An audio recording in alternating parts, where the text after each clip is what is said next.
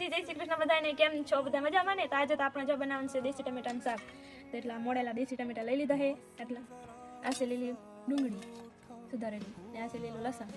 તો હવે આપણે શાક બનાવવાનું છે. તો હલો હવે શાક બનાવવાનું કરીએ ચાલુ. હવે આપણે ચૂલો જેગવી નાખ્યો છે ને હવે મૂકી દઈએ ચૂલામાં તવીમાં નાખી થોડુંક તેલ.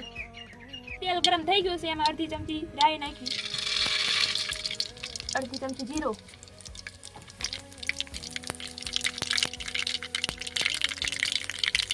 થોડી હિંગ, લીલું લસણ, લીલી ડુંગળી. પછી આપણે મિક્સ કરી નાખશું. હવે આપણે નાખી દેવું એમાં દેશી ટમેટા.